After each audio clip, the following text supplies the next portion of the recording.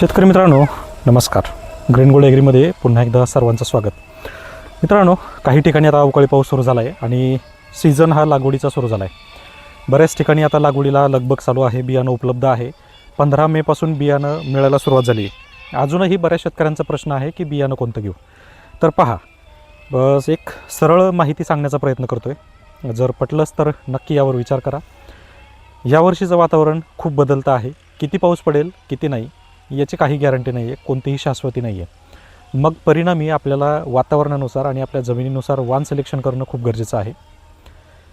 तर वाण सिलेक्ट करताना एकतर पहिली गोष्ट वातावरण लक्षात घ्यावं.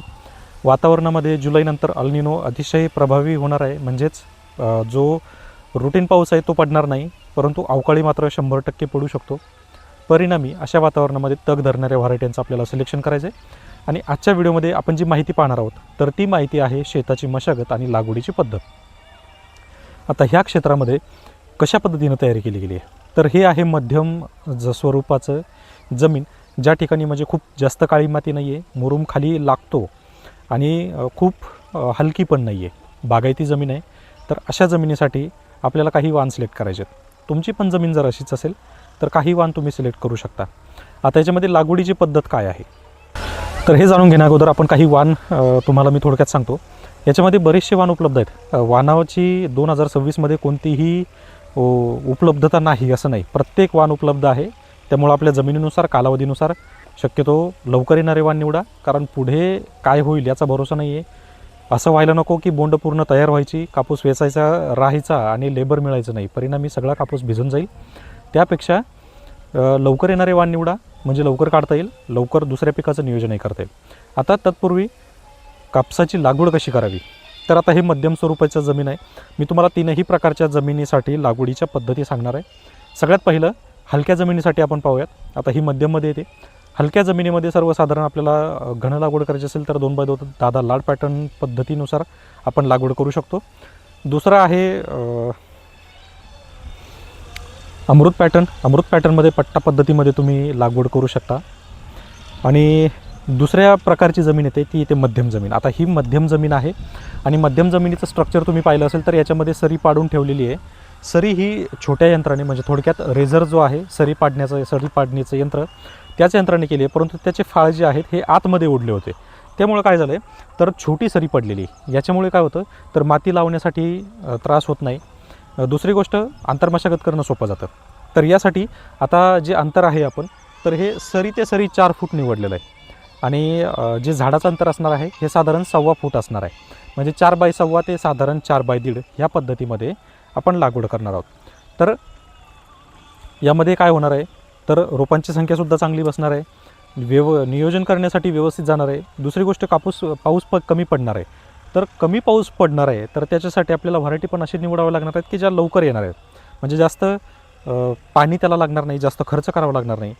आणि दुसरी गोष्ट, याच्यामध्ये नियोजन कसं करायचं आहे तर आता पहा, जसा जसा वेळ जाणार आहे तशी तशी माहिती मी तुम्हाला देणारच आहे. परंतु ह्या वर्षी खतांचे भावसुद्धा भरपूर प्रमाणामध्ये वाढलेले आहेत. बरेच शेतकरी म्हटले की याच्यावर काहीतरी बोला. मित्रांनो, बोलून काही फायदा होत नाही. सोशल मीडिया म्हणजे असा काही स्ट्रॉंग प्लॅटफॉर्म नाही आहे की आपण व्हिडिओ बनवला आणि लगेच सरकारने कायापालट केला आहे, नाही होणार आहे. त्याच्यासाठी आपल्याकडं पर्यायी व्यवस्था आहे. आपण ताकंडीचा वापर याच्यामध्ये नक्कीच करू शकतो. तर त्याचा वापर कशा पद्धतीनं करायचा आहे ही तुम्हाला पुढच्या व्हिडिओमध्ये मी माहिती देणारच आहे. नियोजन कसं असलं पाहिजे, फवारणी कधी घ्यायची आहे, खत व्यवस्थापन म्हणून कोणत्या खतांची निवड आपल्याला तिथं करू शकतो आणि कमीत कमी खर्चामध्ये चांगलं नियोजन कसं घ्यायचं आहे ह्याची माहिती पुढच्या व्हिडिओमध्ये तुम्हाला देणार आहे. तर पुढची जी लागवड आहे ही भारी जमीन. आता ही हलकी झाली. भारी जमिनीमध्ये आपण काय करू शकतो तर इथे 4 फूट 4x1.25 4x1.5 ही लागवड आहे. तर बागायती क्षेत्रामध्ये म्हणजे याच्यापेक्षा चांगल्या जमिनीमध्ये, तर ह्याच्यापेक्षाही चांगल्या जमिनीत सर्वसाधारण 4.5x1.5 4x1.25 किंवा 4x1.5 4.5x1.5 किंवा 5x1 5x1.25 5x1.5 ह्या पद्धतीची देखील लागवड करता येते. किंवा याच्यामध्ये पट्टा पद्धतसुद्धा करता येतात. पट्टा पद्धत म्हणजे कसं की मिश्र पीक. आता मिश्र पिकामध्ये काय करू शकतो तर साधारण 4 फुटावर जर कापूस आहे आणि याच्यामध्ये आपल्याला आंतरमशागत नाही करायची आहे तर अशा परिस्थितीमध्ये आपण मध्ये सोयाबीनसुद्धा घेऊ शकतो, 1-1 2-2 ओळी. त्याच्या पलीकडे 5-5 सऱ्या सोडून 6वी सरी जी आहे याच्यामध्ये आपण तूरसुद्धा लावू शकतो. म्हणजे 3ही पीक आपण याच्यामध्ये कॉम्बिनेशनली करू शकतो.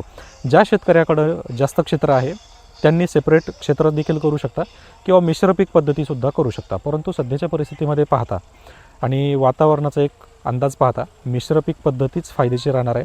त्याच्यासाठी पाहिजे ते नियोजन करा, व्यवस्थित नियोजन करा, जेणेकरून पीक व्यवस्थित बसतील. आणि ह्या वर्षी पाऊसमान कमी आहे, त्यामुळे पाण्याची उपलब्धता असेल तर ही मिश्र पीक पद्धत तुम्ही नक्की घेऊ शकता, ज्याच्यामध्ये थोडंफार पाणी लागेल परंतु उत्पादनामध्ये चांगला भर त्याच्यामध्ये पडेल. आणि लक्षात घ्या, आपल्याला उत्पादनापेक्षा उत्पन्न महत्त्वाचं आहे. आता ही जी पिकं आहेत तर ही कॅश क्रॉप आहेत, तर याचं उत्पन्न आपल्याला वाढवायचं आहे, परंतु खर्च कमी करायचा आहे. आणि खर्च जर कमी करायचा असेल तर आपल्या ग्रीन ॲग्री चॅनलला सबस्क्राईब करा, फॉलो करा आणि व्हिडिओ पाहत राहा. व्हिडिओमध्ये सगळी माहिती तुम्हाला मिळणार आहे. कमेंटमध्ये पूर्ण व्हिडिओ न पाहता कमेंट करत बसू नका, कारण एवढा वेळ मिळत नाही. प्रत्येक कमेंटला उत्तर देणं शक्य नाही आहे. त्यापेक्षा व्हिडिओ पूर्ण पाहिलं तर तुम्हाला त्याची उत्तरं त्याच व्हिडिओमध्ये तुम्हाला मिळून जातील. तर पुन्हा भेटूया पुढच्या व्हिडिओमध्ये, ज्या व्हिडिओमध्ये आपण पाहणार आहोत टाक अंडीचा वापर कापूस पिकासाठी कसा करायचा आहे, किती वेळा करायचा आणि काय काय करायचं आहे. चला भेटूया पुढच्या व्हिडिओमध्ये. धन्यवाद.